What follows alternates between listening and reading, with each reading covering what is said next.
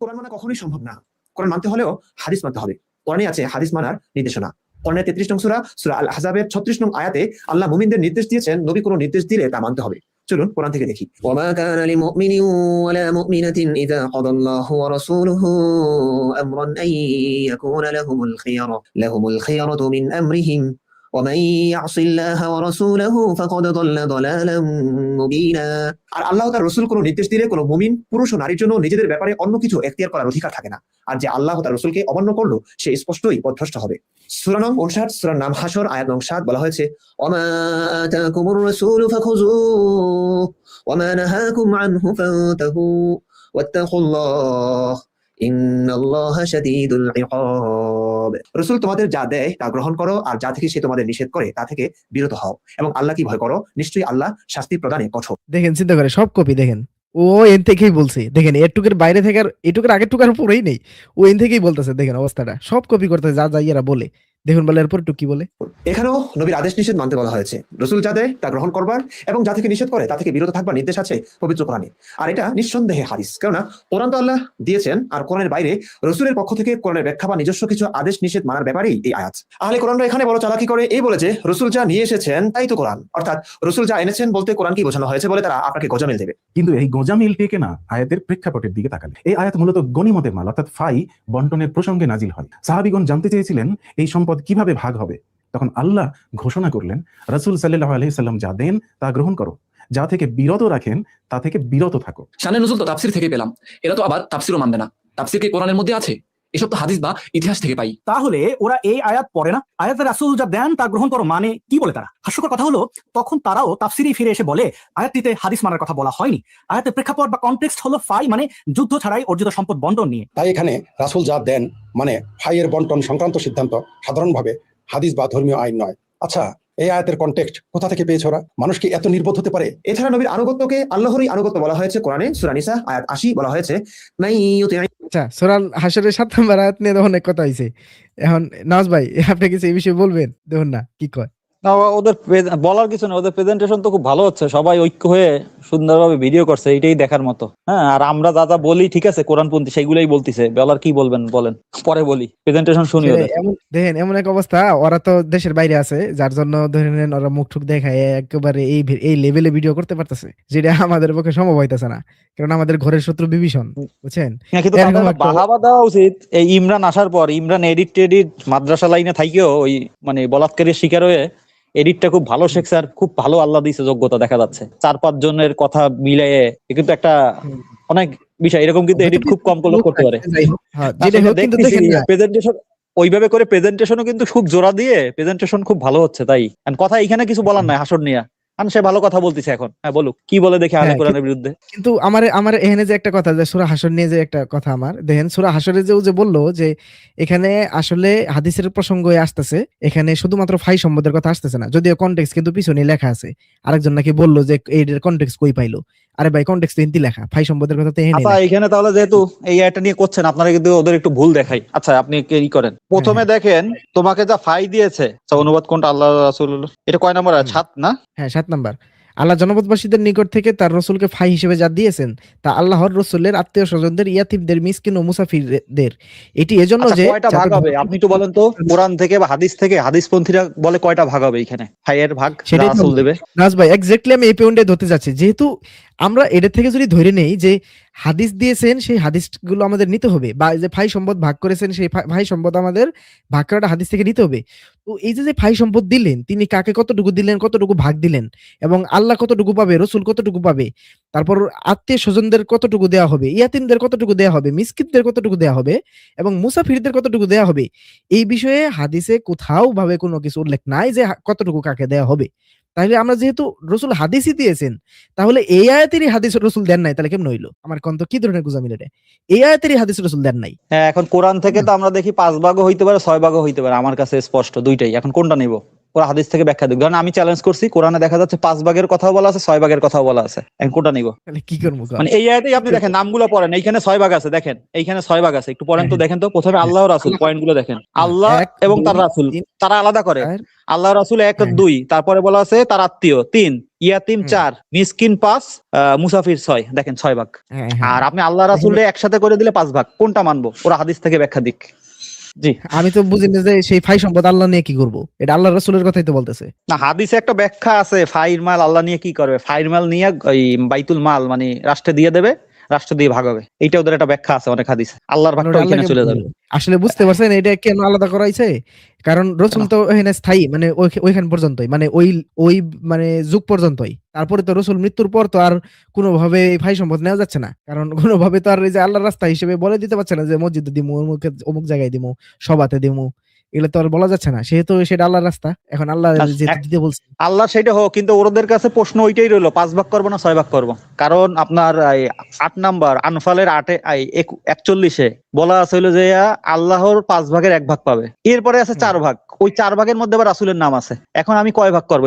ওইটারে কি আবার 5 ভাগ করবো? কথা বুঝেন, আপনার কাছে 100 টাকা আছে, প্রথমেই বলতেছি আপনি ওইটা একটু বের করেন, দেখাচ্ছি 8 এর 41টা বের করেন। আমি বের করতেছি, হ্যাঁ বলতে থাকেন আপনি। আচ্ছা ওইটা বের করার আগে 8 এর 41 একটু বলি, আমরা কয় ভাগ করবো? হাদিস পন্থীর কাছে প্রশ্ন, তারা যেহেতু এত কোরআনের ব্যাখ্যা হাদিসে। সেটাই তো। আর তোমরা জেনে রাখো, তোমরা যা কিছু গনিমত রূপে পেয়েছো নিশ্চয়ই আল্লাহর জন্যই, তার 1/5 ও রসুলের জন্য, নিকটাত্মীয়, ইয়াতিম, মিসকিন ও মুসাফিরদের জন্য। যদি তোমরা ঈমান এনে থাকো আল্লাহর প্রতি ও হক ও বাতিলের ফয়সালার দিন আমি আমার বান্দার উপর যা নাজিল করেছি তার প্রতি, যেদিন দুটি দল মুখোমুখি হয়েছে, আর আল্লাহ সবকিছুর উপর ক্ষমতাবান। আচ্ছা স্ক্রিন কি শেয়ার দিচ্ছেন নাকি? আমি তো দেখছি এইটাই নাকি। এই যে এটা আমি হয়তো আচ্ছা বলে এইখানে দেখেন, যা গনিমত দিছে তা আল্লাহর জন্য 1/5। প্রথমে আল্লাহরে দিয়ে নিলেন, আপনার কাছে 100 টাকা আছে, 5 ভাগের 1 ভাগ দিলেন, মানে আল্লাহকে 20 টাকা দিলেন। আর কত রইলো বাকি? আর কয় টাকা বাকি রইলো? 80 টাকা। এবার দেখেন তো 5টা নাম আছে কিনা। ও তার রাসূলের জন্য 1, রাসূল 1, আত্মীয় 2, ইয়াতিম 3, মিসকিন 4, মুসাফির 5। 80 টাকাকে কি 5 ভাগ করবো? আপনার ওদের কাছে প্রশ্ন, হাদিস থেকে মিলাই দাও। একেবারে কোনোভাবে এটা করতে পারবে না। আমরা এটাকে দেখেন, আমি একটু আরো ক্লিয়ার করে দেই দর্শকদের, দেখেন দর্শকরা দেখেন, গনিমতের যে মানে সম্পদ, সেই সম্পদটা পাওয়ার পর আমরা আল্লাহকে দিব হলো, এখানে বলতেছে আল্লাহ তাআলা যে নিশ্চয়ই আল্লাহর জন্যই তার 1/5, অর্থাৎ 5 ভাগ করব আমরা যদি ধরি যে গনিমতের মাল 100 টাকা, তো 100 টাকার মধ্যে 5 ভাগের 1 ভাগ পাবে হবো আল্লাহ। তাহলে আল্লাহকে আমরা 1 ভাগ দিয়ে দিলাম। সেই 1 ভাগ হলো, আমরা যদি 100কে 5 ভাগ করি তাহলে হয় 20 টাকা করে। তাহলে সেই 20 টাকা আমরা আল্লাহকে দিয়ে দিলাম, 1 ভাগ দিয়ে দিলাম, তাহলে থাকে আমাদের 80 টাকা। তো এখানে রসুলের তারপরে আসতেছে যে রসুলের জন্য নিকটাত্মীয়, মানে বাকিটুকু, মানে রসুলের জন্য নিকটাত্মীয়, ইয়াতিম, মিসকিন ও মুসাফিরদের জন্য। তার মানে এখানে যে এই যে একটা বিষয়, আমরা কি এই 80 টাকাকে বাকি 5 জনের ভিতরে ভাগ করে দিব? আল্লাহকে 20 টাকা দিলাম আর 80 টাকা ভাগ করলাম 5 ভাগে, সেটা কি আমরা এই 5 জনের ভিতরে ভাগ করে দিব? এটা হলো প্রশ্ন নাজ ভাই। জি পয়েন্ট এইটাই, মানে মোট কি আমরা 5 ভাগ করবো না 6 ভাগ করবো? আল্লাহ রাসূলকে কি একসাথে নিব, না আল্লাহকে 1 ভাগ দিয়ে ওইটাকে আবার 5 ভাগ করবো? এইটা করে হাদিসপন্থী ভাই যদি পারেন আইসে খণ্ডন করে দিয়ে যান, আপনাদের কাছে এত ব্যাখ্যা আছে। আমরা কোরআন থেকে যারা মিলাইতে পারতেছি না, আমি স্যালেন্ডার করছি, আমি এই বিষয়ে স্যালেন্ডার করছি, আমার কাছে সমাধান নাই। এটা কি 6 ভাগ করবো না 5 ভাগ? আমি স্যালেন্ডার করছি, কারণ যদি আল্লাহ 5 ভাগ করতে বলেন, 5 ভাগের 1 ভাগ যদি আল্লাহকে দেই, তাহলে থাকার কথা আর 4 ভাগ, তাহলে 4 ভাগের মধ্যে আমাদের এরকম প্রার্থিত 5টা, তাহলে সেই 4 ভাগ আমি 5 জনটা কিভাবে দিব? লাস্ট প্রশ্ন। তাহলে এটা হাদিস কিভাবে মিল করবে এরা? তার মানে এখানে ওরা অনুবাদে যে কমা দিয়ে আল্লাহ রসুলের জন্য আলাদা করছে, রসুল আর আল্লাহর জন্য আলাদা করছে। এইখানে 5 ভাগ করতে গেলে আল্লাহ ও রাসূলরে একই ধরতে হবে। এই এক কিন্তু আবার সেই এক না, ওরা আবার ভুল বুঝবে। একটা অংশ ধরতে হবে, হ্যাঁ, কারণ আল্লাহ ভাগ দিয়ে করবে কি? আর রাসূলের ভাগ অবশ্যই বাইতুল মালে যাবে। রাসূল টাকা খাবে, রাসূল এই গনিমত খাবে। লিডার যদি গনিমত খায় তাহলে সাধারণ লোক কি করবে? লিডার যদি হাত পাইতে খায় তাহলে সাধারণ লোক আর লিডারের মধ্যে পার্থক্য কি? হ্যাঁ, আসো ব্যাখ্যা একটু দিয়ে যাও, কেউ যদি হাদিসপন্থী থাকে, মানে কোনো ভাই, আমরা একটু শিখতে চাই। সেটাই তো, এটা কোনো ভাবে ওরা করতে পারবে না। এনুকে দেখেন একটা বিষয়, দেখেন রসুলের জন্য, এই যে রসুল সাল্লাল্লাহু আলাইহি সাল্লামের জন্য এটাই তো যাবো হইলো মূল ইয়েতে, মানে মূল কাজে যাব এটাই, কিন্তু এরা আল্লাহকে এক্সট্রা করে দিয়ে সেটা ওরা নিজেরা ভোগ করার একটা প্ল্যান করছে, যে এই যে আল্লাহর রাস্তায় দাও, মসজিদে দাও, মসজিদে দাও করবে এরা। এই গেল একটা, দেখেন এইটা আছে শব্দ, আপনি দেখবেন গনিমত শব্দটা আছে মানে আরবিতে, এইটা গনিমতের মাল। গনিমত শব্দটা আমি কোরআন থেকে দেখতেছি গানাম শব্দ থেকে আসছে। গানাম মানে ছাগল, ভেড়া টারা, এই যে পশু পাখিরে বোঝায়। এইটা হলো পশু পাখির ভাগ হবে এরকম। আপনি আগে একটা যেটা, ওইটা হলো ফাইর মাল। ফাই মানে হলো যে মানুষ বুঝায় কোরআন থেকে, হ্যাঁ, সেইটা 33 এর 50 গিয়ে দেখবেন ফাই বলতে মানুষ। এবার বুঝেন মানুষের বিষয়টাও গেল, পশু পাখির বিষয় গেল, এখন আর কি কি বাকি থাকে বলেন তো ভাগাভাগির মধ্যে? অতিরিক্ত যদি এক জায়গায় সম্পদ পান, ধরেন কেউ পালাই গেছে শত্রুরা, ফাও ফাও সম্পদ আর এই যে নষ্ট হচ্ছে। এই যে এই যে স্বর্ণ গয়না এই ঠিকলে স্বর্ণ স্বর্ণ গয়না মানে এক কথা সম্পদ থাকে, সম্পদের আয়াত আছে হলো যে 8-1 8-1টা বলেন, এইটা শুধু আল্লাহ রাসূলের জন্য, কারণ এইটা কর্তৃপক্ষ আবার কখনো এসে দাবি করতে পারে, কিন্তু এইগুলা দিয়ে দেওয়া হয়েছে কেন মানুষের মধ্যে বন্টন, এইগুলা মারা যাবে কেউ যদি দেখভাল না করে। অতিরিক্ত আনফালের একে বলা আছে, আনফালে বলা আছে একদম। অতিরিক্ত শুধু আল্লাহ রাসূলের। হ্যাঁ, আমরা যদি সূরা আল আনফালে যদি 1 নম্বর আয়াতে যাই, সেখানে পুরোপুরি বুঝতে পারতেছি যে লোকেরা তোমাকে গনিমতের মাল সম্পর্কে জিজ্ঞাসা করে, বলো গনিমতের মাল আল্লাহ ও রাসূলের জন্য, সুতরাং তোমরা আল্লাহকে ভয় করো ও পরস্পর মধ্যকার অবস্থা সংশোধন করে নাও, আর আল্লাহ ও তার রাসূলের আনুগত্য করো যদি তোমরা মুমিন হও। অর্থাৎ এখানে পুরোপুরি ভাবে আলাদা একটা ধরা হয়েছে যে যে বাকি সম্পদগুলো, যে যে অর্থ হতে পারে, কোটি হতে পারে, বিভিন্ন স্বর্ণ হতে পারে, গয়না হতে পারে, সম্পদ, এক কথা সম্পদ। এগুলো হতে পারে। হ্যাঁ, এক কথায় সম্পদ, মানে এই ব্যতীত পশু পাখি, মানে কারণ যে দেখেন পশু পাখি এবং মানুষ আসাদিদ ব্যতীত। ভাই, মানুষ ব্যতীত, কারণ এইটা সাধারণ লোকরে যদি দিয়ে দেওয়া হয়, সাধারণ লোক তো সম্পদ মারি খেয়ে দেবে। দেখলো অনেক এতিমের সম্পদ আছে, এইটা যদি রাষ্ট্রের কাছে থাকে বা রাসূলের কাছে থাকে, এটা সুন্দরভাবে বন্টন হবে একজন মানে হ্যাঁ, মুমিনের আমরা কাছে যদি থাকে। নাজ ভাই একটু ফাইটাকে বলেন। মানুষ হিসেবে যে আমরা বলি, সেটা একটু একটু প্রেজেন্ট করে দেন, আয়াতটা কোনটা বের করব। আচ্ছা, সেইটা তো ওই যে ফাইটাকে যদি- হাসরের সাত আছে, হাসরের সাথে তোমরা যা ফাই হিসাবে পাও ওইটা বের করেন, আর 33-50 বের করলেই হচ্ছে। হ্যাঁ, 33-50 সেটাই, ওইখানে আমরা দেখেন 33 তুমি যা ফাই হিসাবে মা মালাকাত যেগুলো পাইছো, মা মালাকাত ফাই হিসাবে দেখেন। হ্যাঁ হ্যাঁ হ্যাঁ হ্যাঁ, এই যে তোমার মালিকাধীন তোমাদেরকে, এই যে তোমার হিসেবে, এই যে ফাই হিসেবে আল্লাহ তোমাকে ফাই হিসেবে যা দিয়েছেন, তোর মধ্যে যারা তোমার মালিকাধীন তাদেরকেও তোমার জন্য হালাল করেছি। অর্থাৎ এখানে আমরা ফাই হিসেবে শুধুমাত্র যে মালিকাধীন, এই মালিকাধীনে আমরা এটা মানুষ হিসেবে পাচ্ছি। ওই যে আমরা মামালাকাত, যে আমরা যে দাস দাসীর একটা কনসেপ্টে যে যাই, জি যে মা সেগুলো মালাকাত, হিউজ এখানে পরিমাণে প্রথম পয়েন্ট হলো রাসূল তুমি যাদের মোহর দিয়ে বিয়ে শাদী করছো এটা তোমার জন্য হালাল। এরপরে বলতেছে ফাই হিসাবে যা পাইছো, মা মালাকাত হিসাবে দায়িত্ব পাইছো, তাহলে এইটা মানুষই বুঝাচ্ছে। 57 ওই যে 57 এইটা ওই যে কত না ওই 59-এর যে 7, ওইখানে দেখেন ওই সঙ্গেই বলা আছে ফাই, সম্ভবত এটা ফাই রায়াত। হ্যাঁ হ্যাঁ, এটাও ফাই, এই যে বিনা যুদ্ধে প্রাপ্ত, ওই যে এটাও মূলত, এই ফাইটাও মূলত এই যে মানুষদের কথাই বলতেছে, তাই নয় কি? এখন তারা গনিমত, ফাই, আনফাল সব মিলাই ফেলছে, তাদের হাদিস থেকে এই সমাধান নাই। এই সমাধানগুলো কেন আমাদের কোরআন থেকে খুঁজে বের করা লাগতেছে? তোমাদের কাছে তো একরকম সমাধান নাই, তোমরা সম্পদও খাই ফেলতে যাচ্ছ। ভাই সম্পদ ধরেন যদি সাধারণ জনগণের মধ্যে এরকম 5 ভাগ 6 ভাগ করে দেয়, ভবিষ্যতে তার আত্মীয় এসে, কারণ সম্পদ বন্টনে আমরা দেখি আত্মীয়রাও ভাগ পায়, কথা বুঝেন, সাধারণ জনগণের দিল তো খাই ফেলবে। ভবিষ্যতে গেল 5 বছর পরে এসে তার আত্মীয়, একজন নিকটতম আত্মীয় এসে শুনলো তার ফ্যামিলির সবাই মারা গেছে, তার শুধু একজন মেয়ে বাইচে আছে, সেটা একজনের কাছে দায়িত্বে আছে ভাই হিসাবে। সে গেল, ভাই আমার ভাইয়ের বোন, আমি বাইরে ছিলাম, ভাইয়ের মেয়ে আমারে তারে দিয়ে দেন, আমি তার দায়িত্ব এখন নেব। আপনার দিয়ে দিতে হবে প্রথম অপশন। জমি জমা চাবে, সম্পদ চাবে, তখন আপনি যদি সাধারণ লোকের কাছে থাকে, সে খাই ফেলবে না? সে কি ওইটাও জমা রাখবে? সে তো খাই ফেলবে বা দিতেও চাবে না। তাই এটা রাষ্ট্রের কাছে থাকলে রাষ্ট্র কিন্তু দিয়ে দিবে। আমরা যে এই যে কোরআন থেকে সমাধান মিলাচ্ছি, কেন মিলাচ্ছি? তোমাদের কাছে তো কোনো সমাধান নাই, তোমরা তো হজবরল সব, আনফালও যা, গনিমতও তা, ফাইও তা, সব তিনটা মিক্সড করে ফেলছো।